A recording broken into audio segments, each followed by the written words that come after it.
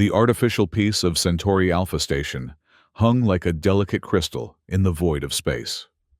The grand rotunda of the Galactic Conference Hall gleamed with polished surfaces that reflected the light of distant stars. It was the first day of the armistice season, a time when the great empires set aside their conflicts, if only briefly. Ambassador Rimara Voss of Illyria smoothed the front of her formal diplomatic attire and surveyed the gathering with practiced calm.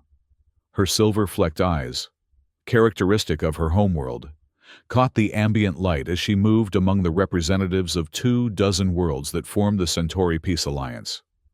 The CPA had thrived for generations as a collection of agricultural and healing worlds, deliberately avoiding the militaristic posturing that characterized so many interstellar powers. "Ambassador Voss," called a melodic voice from across the chamber. "The agricultural reports from the outer colonies have arrived for your review." Rimara nodded to her assistant, a willowy Thalassian whose blue-tinged skin rippled with bioluminescent patterns. "Thank you, Nira. I'll review them after the opening ceremonies." Around them, the conference hummed with activity. Centauri Alpha was their crowning achievement, a massive space station orbiting their central planet, equipped with the most advanced medical facilities and research laboratories in this sector of the galaxy. They had chosen to excel in healing, not harm, in sustenance, not destruction. Rimara had served as coordinating ambassador for 3 standard years now, facilitating communication between the member planets. It was a role she excelled at, building bridges, finding common ground, maintaining the careful neutrality that had kept their alliance safe in a turbulent galaxy. 5 minutes until the commencement address, announced the station's AI in its soothing, gender-neutral tone.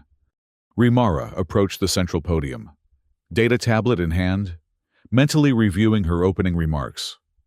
The usual platitudes about peace and cooperation felt hollow today, though she couldn't say why. Perhaps it was the news from the borders, whispers of increased civil activity near the Orinthian Federation. The soft chime of her emergency channel interrupted her thoughts. Frowning, she tapped her neural implant, activating the secure connection.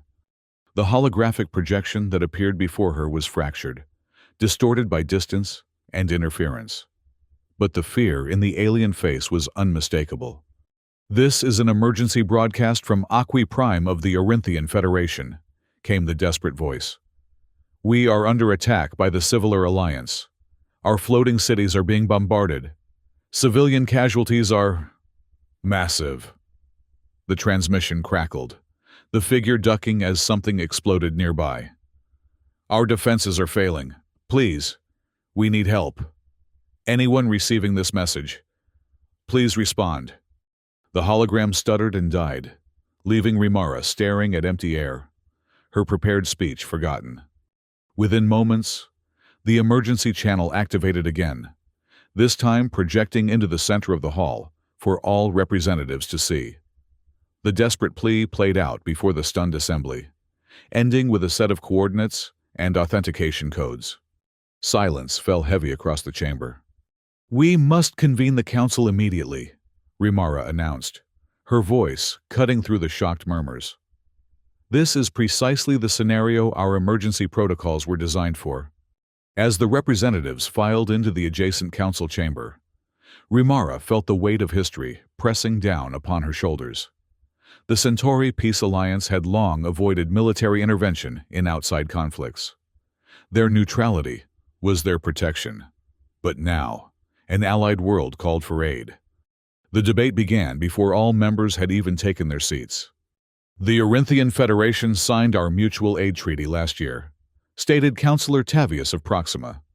"We are bound by agreement to respond with medical ships and relief supplies," countered Councillor Helix of Meridian. "Not military intervention. We have no standing army to speak of." "That's not entirely accurate," Rimara said, her voice quiet but carrying. All eyes turned to her. "We have the Humanity X Flotilla." A ripple of unease passed through the assembly. The human contingent within their alliance was small, but significant. Earth had joined the Centauri Peace Alliance after the devastation of their Third World War, embracing the principles of healing and peace.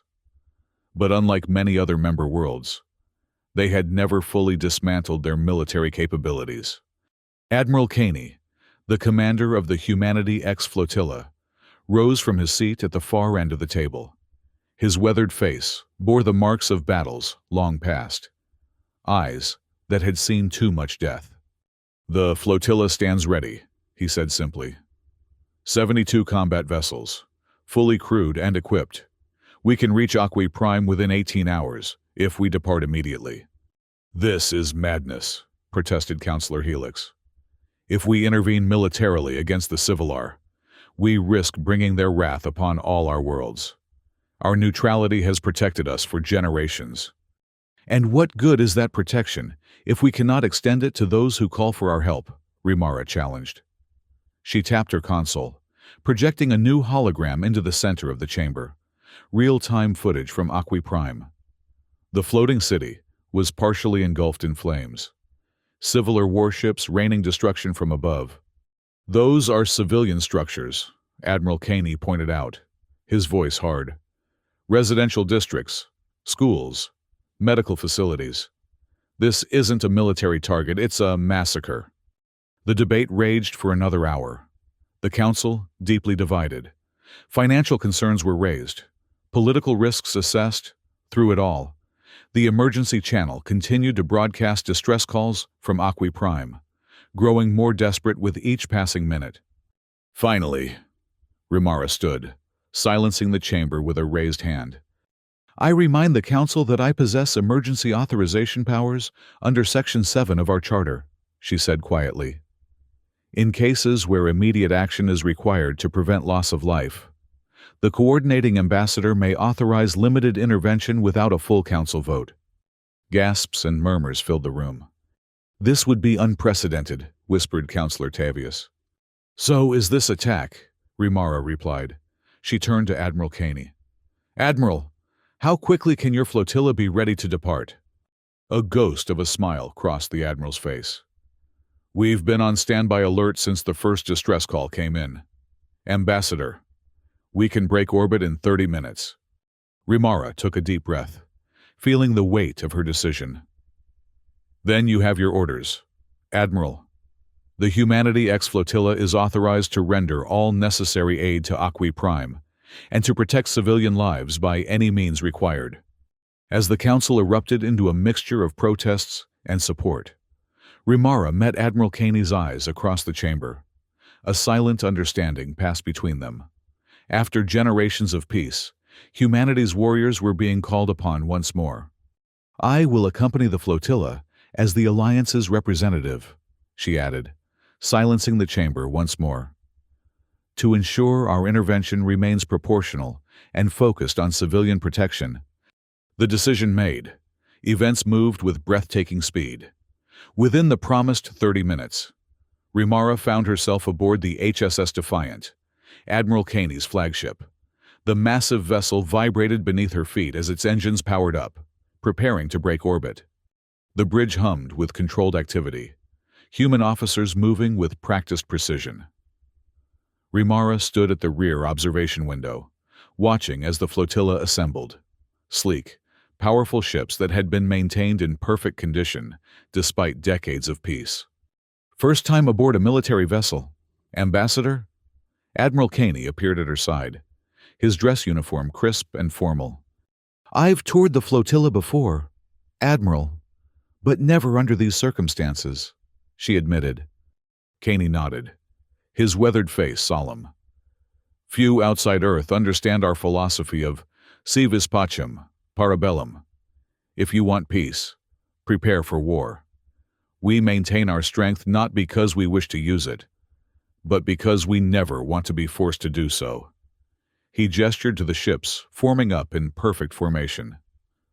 "Today, however, we have no choice." The next hours were a flurry of preparation. Rimara was introduced to Lieutenant Colonel Silva, the commander of the Light Brigade, the flotilla's specialized ground forces, trained in boarding operations and civilian rescue. My teams have been drilling hostage extraction scenarios for the past 3 months, Silva explained during their briefing. A fortunate coincidence. Or good instincts, Admiral Caney remarked. The Civilar have been expanding aggressively for the past year. Rimara studied the tactical displays showing Aqui Prime, a water world with massive floating cities, anchored to underwater resource nodes. Why attack Aqui Prime? It has limited strategic value. Water, Silva said simply. The Civilar homeworlds are experiencing severe drought. Aqui Prime has some of the largest freshwater reserves in the sector. And they'd rather steal it than negotiate for it, Caney added grimly. The briefing continued, detailing their approach, the expected Civilar resistance, and the rescue operations. The calm, methodical nature of the planning struck Rimara. These humans had prepared for this possibility for years, maintaining their edge despite the peaceful mission of the Alliance. As Rimara reviewed the tactical plans, Lieutenant Reyes, the fleet's reconnaissance officer, approached with a datapad. Admiral, Ambassador, he acknowledged with a nod. We've detected an anomaly trailing our hyperspace wake.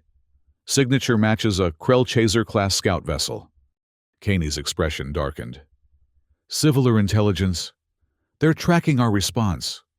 Can they reach Aqui Prime before us? Rimara asked, concern evident in her voice. No, Reyes assured her. But they can alert the invasion fleet of our approach. Caney considered this for a moment. Let them. Perhaps knowing we're coming will give the Civilar pause. His eyes met Rimara's. Or at least distract them from bombarding civilians while they prepare to face us. The journey through hyperspace was tense but uneventful. Rimara spent much of it observing the human crew, struck by their quiet efficiency and the underlying current of something she couldn't quite name. Anticipation. Resolve.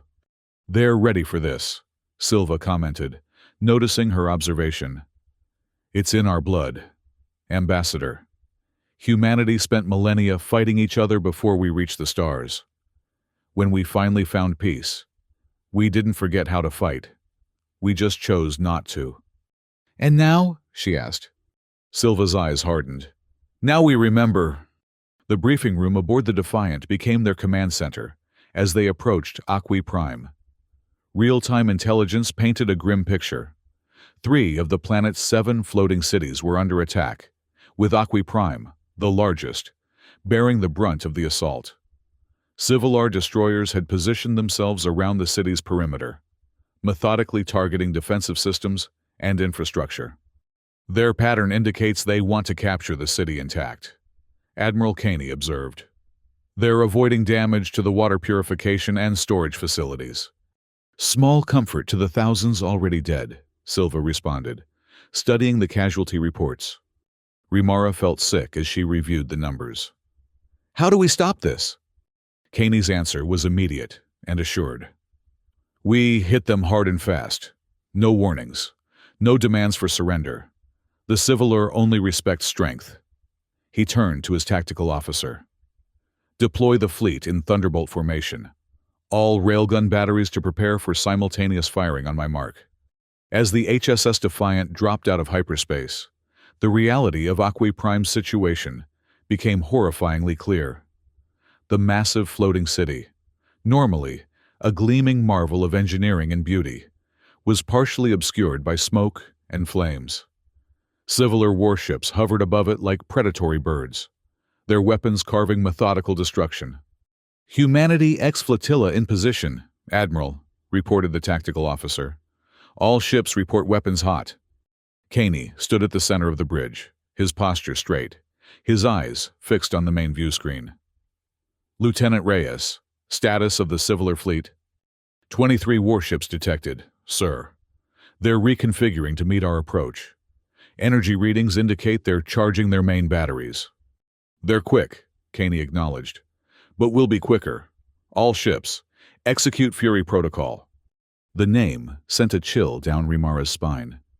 She had heard rumors of the human combat protocols, but had never witnessed them firsthand. What followed was a demonstration of military precision that left her breathless. The Humanity X flotilla moved as one organism, deploying in a three-dimensional pattern that surrounded the Civilar forces. Before the enemy could complete their defensive formation, every human vessel fired their railguns simultaneously. The synchronized barrage tore through the Civilar warships with devastating efficiency, targeting weapon systems and engines with surgical precision. "Drone swarms launching," announced the weapons officer. From the belly of each human warship emerged clouds of combat drones, tiny, agile craft that darted between the larger Civilar vessels, targeting power conduits and communication arrays.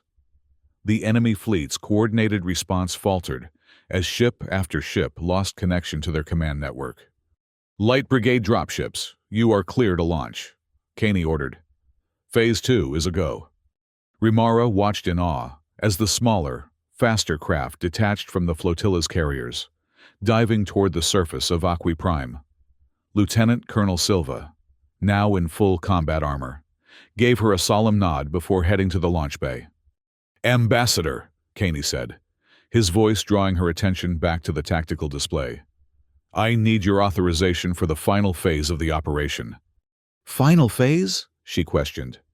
"Once the civilian evacuation is underway, we'll need to neutralize the Civilar ground forces already deployed in the city. That will require a level of force that exceeds our standard rules of engagement." Rimara hesitated. "What exactly are you proposing, Admiral?" "Nothing indiscriminate," he assured her. "But we need to clear the enemy forces quickly to minimize further civilian casualties. The Fury Protocol allows for maximum authorized force against military targets." The weight of the decision pressed down on her. This was why she had insisted on accompanying the fleet, to ensure the response remained proportional. But as she looked at the burning city below, at the desperate civilians fleeing toward the human dropships now landing at designated evacuation points, she knew there was only one choice. "You have my authorization, Admiral. Save those people." Caney nodded grimly. "Commence Phase 3. All ships. Target Civilar ground positions and supporting vessels. No quarter given." On the surface of Aqui Prime, the battle had taken on a different character. Lieutenant Colonel Silva led the Light Brigade through the smoke-filled corridors of the floating city's central district. The Civilar ground forces, caught by surprise by the human assault, had fallen back to defensive positions around the water purification facilities. "Team Alpha, secure the Eastern Medical Center," Silva ordered through his combat neural link. "Team Delta, with me. We're pushing toward the Central Plaza." The Light Brigade moved with practiced efficiency, their powered armor enhancing their strength and speed. Unlike the Civilar, who relied on overwhelming firepower, the human soldiers were trained in precision combat, minimizing collateral damage while maximizing tactical effectiveness. Silva's team encountered heavy resistance as they approached the Central Plaza. Civilar shock troops, their chitinous armor gleaming dully in the emergency lighting, had established a kill zone covering all approaches. "Analysis," Silva asked his tactical AI. "Enemy forces concentrated in hardened positions," came the immediate response. "Conventional approach would result in 87% casualty rate." Silva considered his options. The mission parameters were clear: save civilians, neutralize threats, minimize structural damage to the city. But sometimes, those objectives came into conflict. "Deploy microdrones," he ordered. "Smoke and flash. Then we go in low and fast." The tiny devices, no larger than insects, darted forward, releasing dense clouds of obscuring smoke and targeted electromagnetic pulses that disrupted the Civilar targeting systems. In the confusion, Silva's team surged forward, engaging the enemy at close quarters, where their superior training gave them the edge. The fighting was brutal and swift. Silva found himself face to face with a Civilar commander, the alien's forearms wielding a variety of deadly weapons. As they clashed, Silva realized he was facing a moral dilemma he had hoped to avoid: the need to take life to save lives. For years, The Light Brigade had trained primarily for rescue operations, police actions, and defensive maneuvers. But now, with civilian lives hanging in the balance, Silva made the choice that defined humanity at its core: to fight with everything they had. "Fury Protocol authorized," came Admiral Kane's voice over the command channel. "All units, unrestricted engagement." Silva's combat armor shifted, power rerouting to offensive systems. His team moved with renewed purpose, pushing through the Civilar defenses with brutal efficiency. Above them, the space battle had entered its decisive phase. The Civilar fleet, already disorganized by the initial assault, found themselves caught in a perfect trap. Human warships executed a complex series of maneuvers that Admiral Kane had spent decades perfecting, never in actual combat, but in countless simulations and training exercises. "Pincer movement complete," reported the tactical officer. "Enemy fleet is contained." Kane surveyed the tactical display with grim satisfaction. "All ships, execute final barrage. Target their propulsion and weapons only. I want those ships disabled, not destroyed." The synchronized firepower of the human fleet struck with devastating precision. Civilar warships, their shields already compromised by the drone attacks, found themselves crippled and adrift. A few attempted to jump to hyperspace, only to find their navigation systems compromised by specialized electronic warfare packages deployed earlier in the battle. "Admiral," called Lieutenant Reyes from his station, "I'm detecting a transmission from the Civilar command vessel. They're requesting terms." A heavy silence fell over the bridge. The Battle of Aqui Prime had lasted barely 6 hours from the moment the human fleet arrived. Yet, it had completely reversed what had been a one-sided massacre. Kane turned to Rimara, who had witnessed the entire engagement with a mixture of horror and awe. "Ambassador, this is your domain now. The military phase of the operation is complete." Rimara stepped forward, her diplomatic training taking over despite her shock at the speed and decisiveness of the human response. "Open a channel to the Civilar commander." As negotiations proceeded, the evacuation of civilians continued below. Medical ships from the human fleet had arrived, their advanced facilities ready to treat the wounded. Engineering teams were already assessing the damage to the city's critical infrastructure, preparing to restore power and life support to damaged sectors. 6 hours after that, Rimara stood on one of the observation platforms of Aqui Prime, gazing out at the human fleet, now positioned protectively around the recovering city. Lieutenant Colonel Silva stood beside her, his armor removed, his face showing the fatigue of the intense operation. "I never thought I'd see the day when the Centauri Peace Alliance launched a military operation," Rimara admitted, "let alone one of this scale and intensity." Silva's expression remained solemn. "Peace is not the absence of conflict, Ambassador. It's the presence of justice. Sometimes, justice requires action." Below them, in the city's central plaza, human medical teams worked alongside Arinthian healers, treating the wounded and distributing supplies. The contrast was striking. The same hands that had wielded such devastating weaponry now gently tending to the injured, rebuilding what others had sought to destroy. "Your people are a paradox, Lieutenant Colonel," Rimara observed, "so capable of both destruction and healing." "It's not a paradox," Silva replied. "It's balance. We understand that the strong have a responsibility to protect the weak, that sometimes the threat of force is necessary to maintain peace, and when that fails—" He gestured to the damaged but recovering city around them. "We remember how to fight." The aftermath of the Battle of Aqui Prime sent shockwaves throughout the galaxy. The Centauri Peace Alliance, long dismissed by the major powers as idealistic but ineffectual, had demonstrated that its commitment to peace did not equate to weakness. 2 weeks later, the Alliance Council convened an emergency session. The chamber was packed, Representatives from all member worlds present to debate the implications of their first military intervention in generations. Rimara stood at the central podium, her formal report complete, awaiting the Council's questions. "Ambassador Voss," began Councillor Helix, his tone carefully neutral. "While none can dispute the humanitarian success of the operation, many of us remain concerned about the precedent this sets. Are we now to become a military power, intervening in conflicts across the galaxy?" Before Rimara could respond, Admiral Caney stepped forward. "If I may address this concern, Counselor, the Humanity X flotilla was created with a singular purpose: to serve as the shield of the Alliance when diplomacy fails. We do not seek conflict, but neither will we stand idle when innocents suffer." "And yet," countered another counselor, "the speed and efficiency with which your forces dispatch the Civilar fleet suggests a level of military readiness that goes beyond defensive capabilities." Caney's expression remained impassive. "Humanity learned long ago that half measures in combat lead only to prolonged suffering.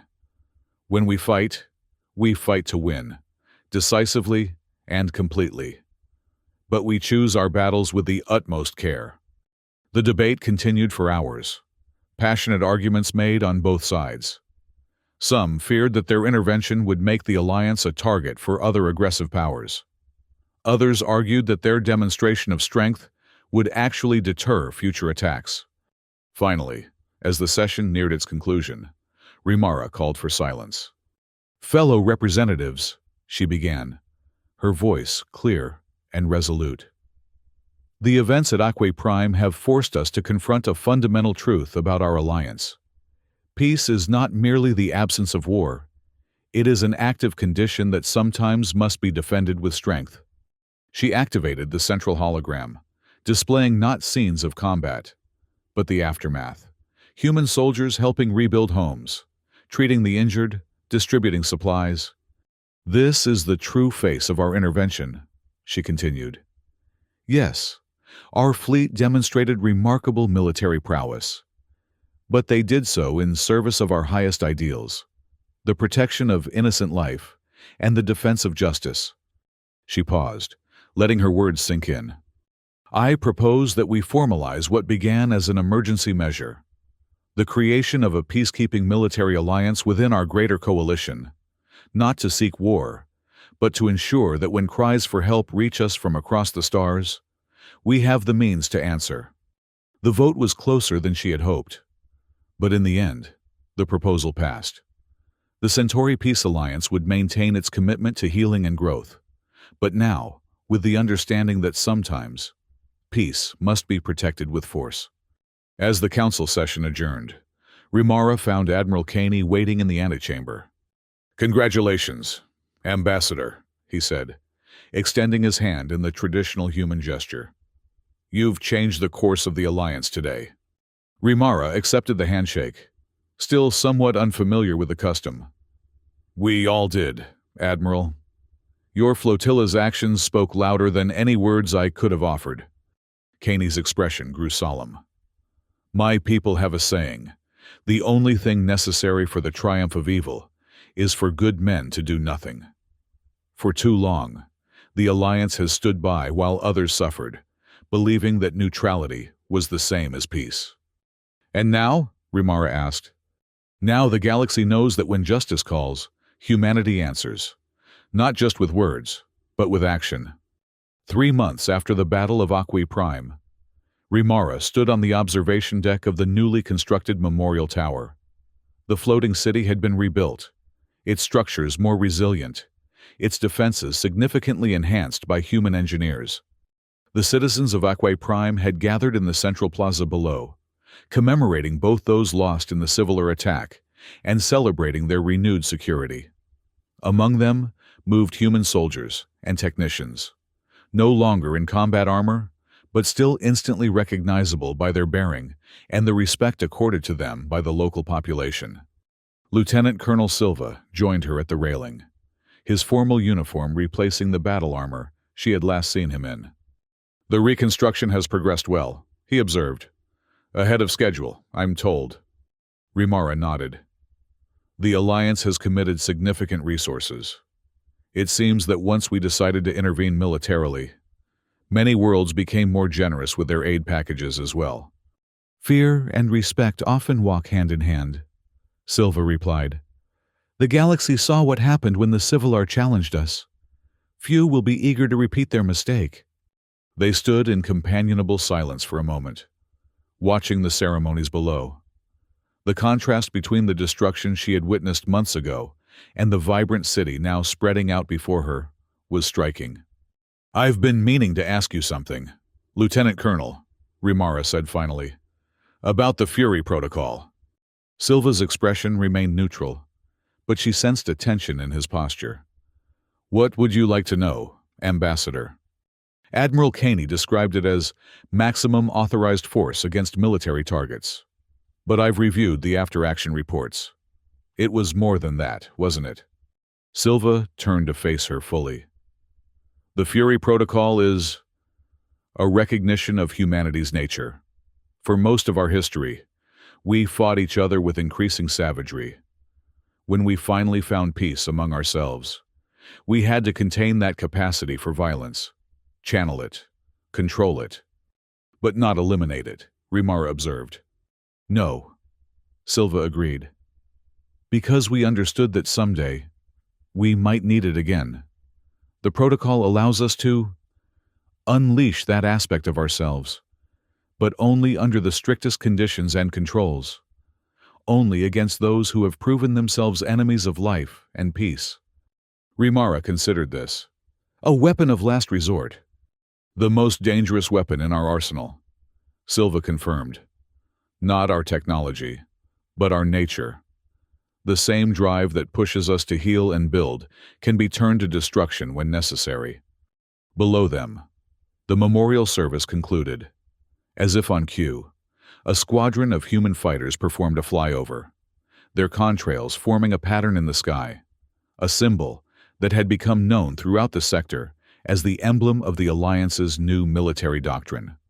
I've approved the expansion of the Humanity X Flotilla, Rimara told him.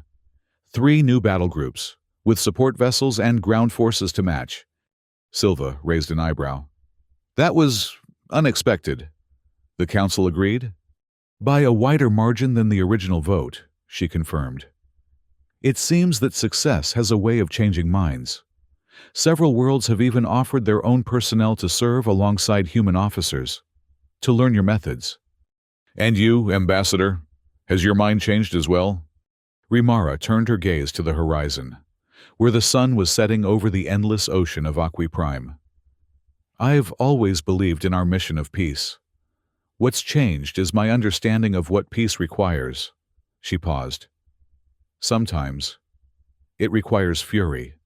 As night fell over the recovered city, a signal was transmitted from the Centauri Alpha Station, a simple code designation that spread across the quantum communication network to every world in the sector. Fury, a promise and a warning. That should innocents cry out for aid across the stars, they would be heard, and the human fleet would answer. On the bridge of the HSS Defiant, now permanently stationed at Aqui Prime as the flagship of the expanded Humanity X Flotilla, Admiral Caney received the transmission with grim satisfaction. Status report, he requested, his routine unchanged despite their new role. All systems nominal, Admiral, reported Lieutenant Reyes. The defensive grid is at full capacity. Our new Orinthian liaison officers have integrated well with the crew. Caney nodded, pleased. And the training programs for the Alliance volunteers? Proceeding ahead of schedule, sir. Lieutenant Colonel Silva reports that several of the Thalassian recruits show particular aptitude for special operations. Good, Caney murmured. Very good. He moved to the forward viewport, gazing out at the stars. Somewhere out there, the Civilar were licking their wounds, reconsidering their expansionist policies. But they weren't the only threat in a dangerous galaxy. The Humanity X Flotilla had slumbered for generations, maintaining their edge while hoping never to use it. Now, awakened to their purpose, They stood ready, not as conquerors, but as defenders, not seeking conflict, but prepared to end it decisively when it found them. Set condition to standard alert, Caney ordered. Maintain defensive patrols and continue integration training with our new allies. As the bridge crew acknowledged his commands, Caney permitted himself a small smile. Humanity had found its place in the stars, not just as healers and builders, but as protectors, the sword and shield of a new kind of peace. In her quarters, on Centauri Alpha, Rimara Voss reviewed the reports from across the Alliance. Applications to join the newly formed peacekeeping military alliance had exceeded all projections. Resources were flowing in from worlds that had previously been hesitant contributors. But more importantly, distress calls from vulnerable worlds had declined sharply. The message had been received throughout the sector. The Centauri Peace Alliance was no longer simply a collection of well-meaning worlds with advanced medicine and agriculture. They now had teeth. The Fury Protocol, she murmured to herself, still somewhat uncomfortable with the name despite its effectiveness. Peace through strength. Her communication panel chimed, indicating an incoming transmission from Aqui Prime. She accepted it, and the holographic image of the city's newly elected governor appeared before her. Ambassador Voss, the Arinthian official greeted her warmly. I'm pleased to report that the last of the reconstruction projects has been completed ahead of schedule. Aqui Prime stands stronger than ever. That is welcome news, Governor, Rimara replied. And the integration of the defense systems?